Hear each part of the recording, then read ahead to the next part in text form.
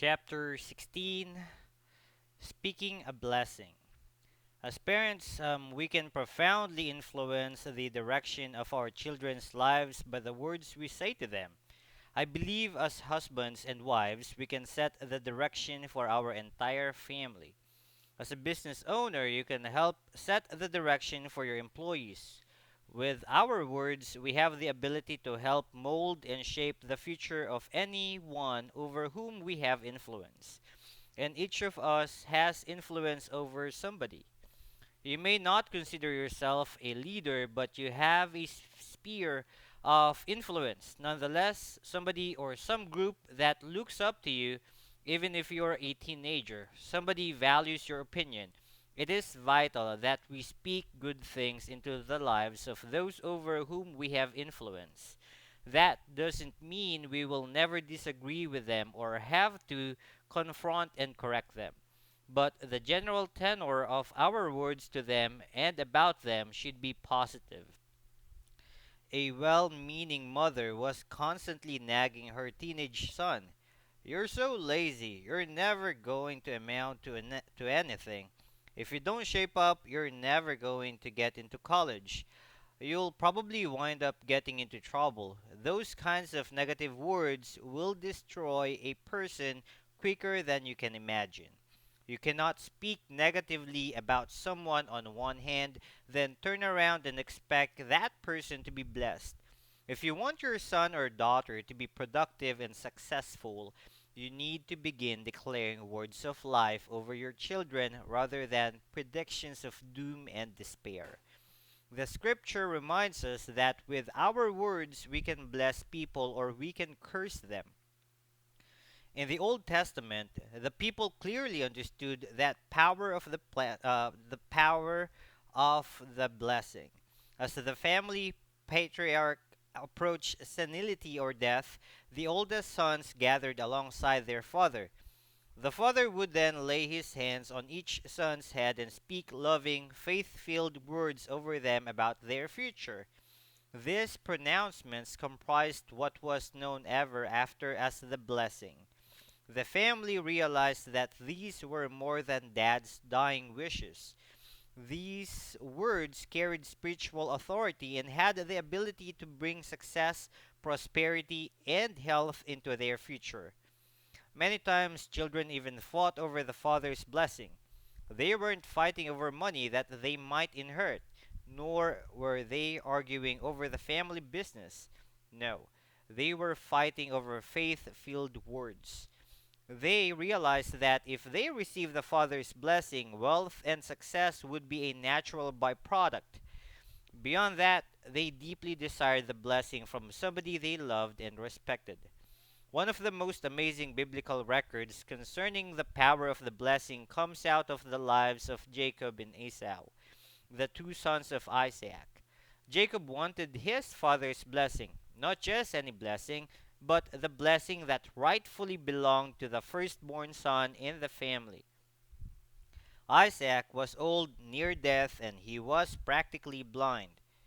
One day he called in his son Esau and said, Esau, go kill some game and prepare me a meal, and I will give you the blessing that belongs to the firstborn son. But Jacob's mother, Rachel, overheard this conversation.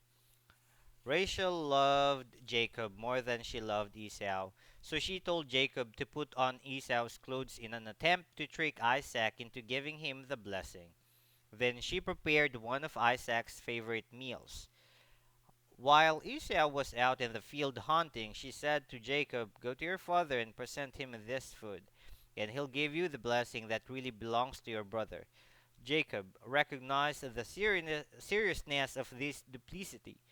He said, but mother, what if he finds out that I'm lying, and he curses me instead of blesses me?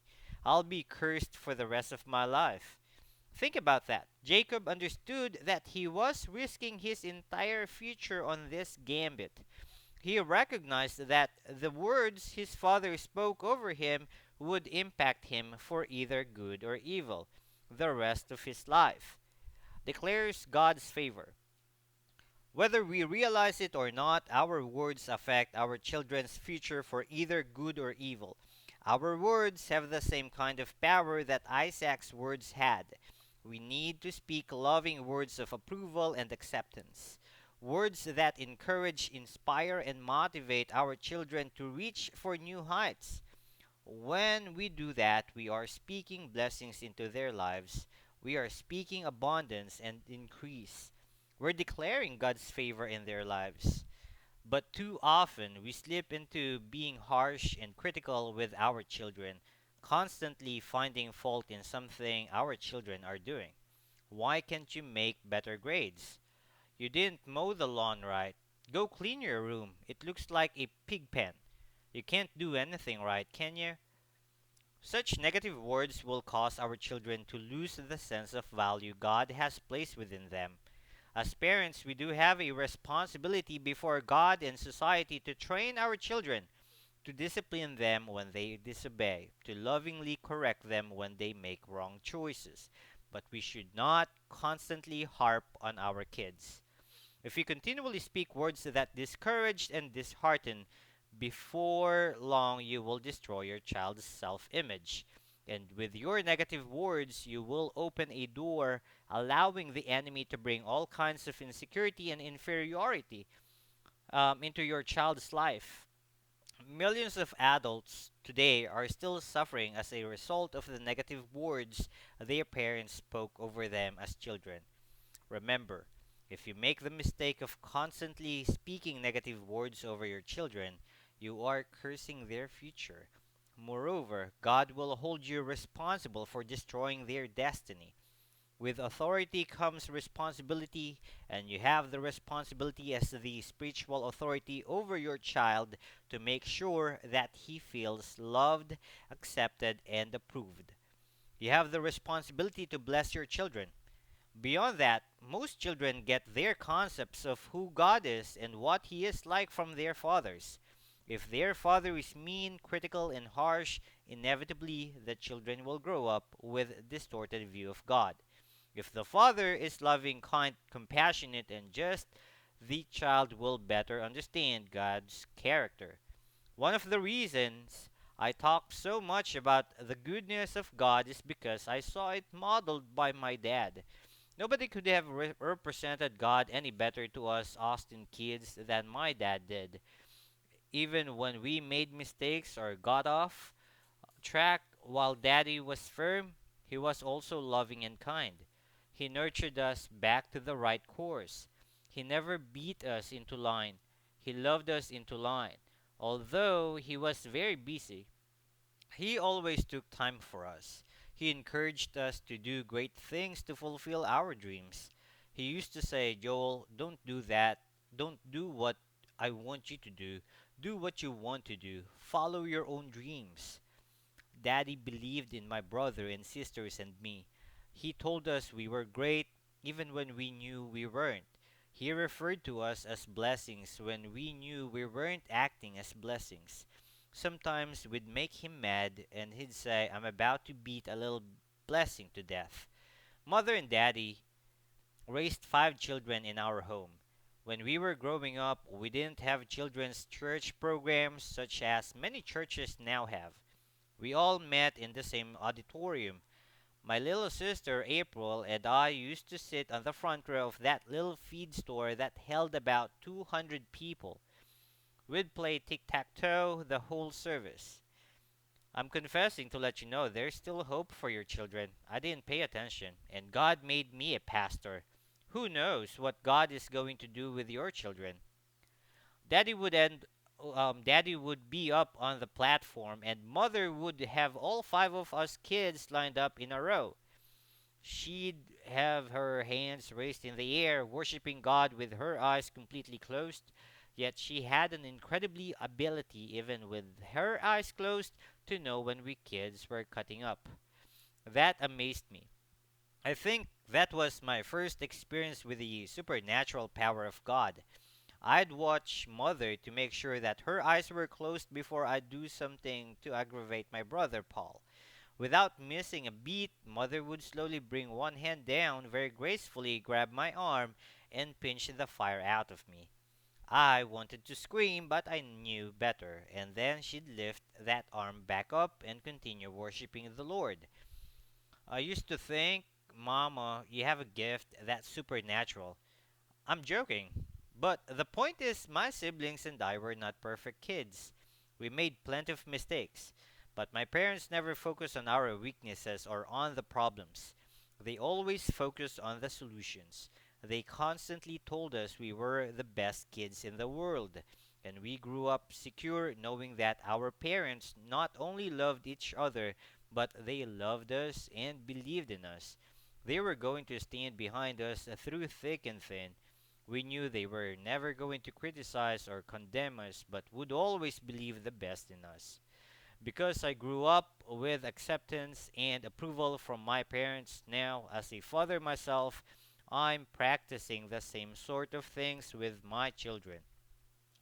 I'm speaking words of blessing into their lives that will be passed down to another generation. And I know my children will pass down the goodness of God to their children and on and on.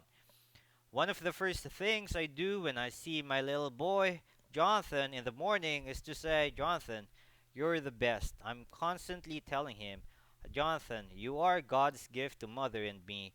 We love you. We're proud of you. We'll always stand behind you. I'll, I'll tell our daughter, Alexandra, the same sort of things. Before they go to bed, I tell both of our children, Daddy will always be your best friend. Victoria and I constantly tell them there's nothing you can't do. You have a bright future in front of you. You're surrounded by God's favor. Everything you touch is going to prosper. And Victoria and I believe that we have an opportunity and a responsibility to speak God's blessings into our children. Now, while they are young, why should we wait till they are teenagers or in their 20s and about to get married to begin praying for God's blessings in their lives? No, we're declaring God's blessings over them all the days of their lives. And we are convinced that our words will impact our children long after they are grown and have children of their own. What are you passing down to the next generations? It's not enough to think it. You must vocalize it. A blessing is not a blessing until it is spoken. Your children need to hear you say your words such as I love you, I believe in you, I think you're great, there is nobody else like you. You are one of a kind. They need to hear your approval. They need to feel your love. They need your blessing. A blessing is not a blessing until it is spoken. Your children may be grown and gone, but that shouldn't stop you from picking up the phone to call and encourage them, to tell them you are proud of them. Maybe you didn't do well at blessing your children as they were growing up. It's not too late. Start to do it now. Words can't be taken back. Jacob stood before his nearly blind father Isaac, pretending to be his brother Esau. Although Isaac's eyesight was dim, his intellect was not. He questioned Esau, Is that really you? Yes, father, it's me. Jacob lied. Isaac wasn't convinced, so he called his son closer to him. Only when he smelled Esau's clothes that Jacob was wearing was he finally convinced. He then gave Jacob the blessing that really belonged to his older brother. He said something like this: May you always have an abundance of grain and an abundance of wine. May nations bow low before you and people always serve you. May you be the Lord over your brothers. May anyone that curses you be cursed, and anyone that blesses you be blessed. Notice in Isaac's blessing, he declared great things concerning Jacob's future, and a study of history will show that those things came to pass. On the other hand, shortly after Jacob left the room, Esau came in. He said, Dad, sit up. I've got the meal I've prepared for you. Now Isaac was confused. He said, Who are you? Dad, I'm Esau, your firstborn son. At that point, the Bible records that Isaac began to shake violently. He realized that he had been duped. He explained to Esau how his brother Jacob had come in and deceitfully tricked him out of his blessing. Now, here's an amazing aspect of this awful story of treachery. Esau began to cry with a loud voice, saying, "Father, can't you still give me the blessing that belongs to the firstborn?" Isaac's answer was insightful and powerful. "No, the words have already gone forth. I cannot take them back. I said that Jacob will be blessed and he will always be blessed. Do you see the power of our words? Do you see the power of speaking blessings over your children?" Isaac said, "Once the words go forth, I can take them back." He gave Esau a lesser blessing, but it was not nearly as significant as the one he had given to Jacob. We need to be extremely careful about what we allow to come out of our mouths.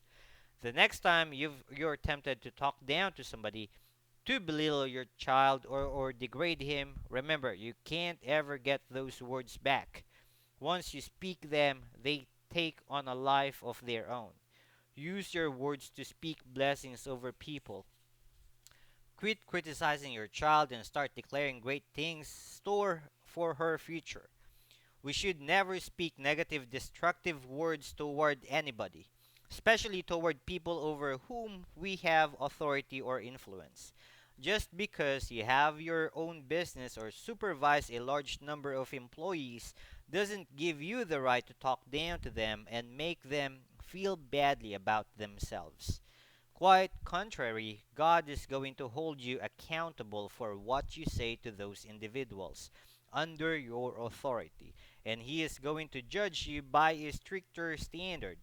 You should go out of your way to speak positive words that build up and encourage. Similarly, it is important for a husband to understand that his words have tremendous power in his wife's life. He needs to bless her with his words. She's given her life to love and care for him, to partner with him, to create a family together, to nurture his children. If he is always finding fault in something she's doing, always putting her down, he will reap horrendous problems in his marriage and his life. Moreover, many women today are depressed and feel emotionally abused because their husbands do not bless them with their words. One of the leading causes of emotional breakdowns among married women is the fact that women do not feel valued. One of the main reasons for that deficiency is because husbands are willfully or unwittingly withholding the words of approval women so desperately desire. If you want to see God do wonders in your marriage, start praising your spouse. Start appreciating and encouraging her. "Oh, my wife, I know I love her." One elderly fellow said, "I don't need to tell her. I told her back when we got married 42 years ago." No, she needs to hear it again and again, every single day. A husband should tell his wife, "I love you, I appreciate you, you're the best thing that ever happened to me." A wife should do the same for her husband. Your relationship would improve immensely if you'd simply start speaking kind, positive words blessing your spouse instead of cursing him or her. Declare God's goodness. You must start declaring God's goodness in your life. Start boldly declaring, "God's face is smiling toward me and He longs to be good to me." That is not bragging. That is how God says we're going to be blessed. When we start declaring His goodness, allow me to make some declarations in your life. I declare that you are blessed with God's supernatural wisdom and you have clear direction for your life. I declare that you are blessed with creativity, with courage, with ability, and with abundance. I declare that you are blessed with a strong will and with self control and self discipline. I declare that you are blessed with a great family, with good friends, with good health, and with faith, favor, and fulfillment. I declare that you are blessed with success, with supernatural strength, with promotion, and with divine protection. I declare that you are blessed with an obedient heart and with a positive outlook in life. I declare that any curse that has ever been spoken over you, any negative, evil word that has ever come against you, is broken right now. I declared that you are blessed in the city, you are blessed in the country, You are blessed when you go in, you are blessed when you come out. I declare that everything you put your hands to do is going to prosper and succeed. I declare that you are blessed. I encourage you to receive these words and meditate on them. Let them sink down deeply into your heart and mind and become a reality in your life. Practice doing something similar with your family. Learn to speak blessings over your life, your friends, your future. Remember, a blessing is not a blessing until it is spoken. If you'll do your part and start boldly speaking blessings over your life and the lives of those around you, God will provide everything you need to live the life of abundance He wants you to have.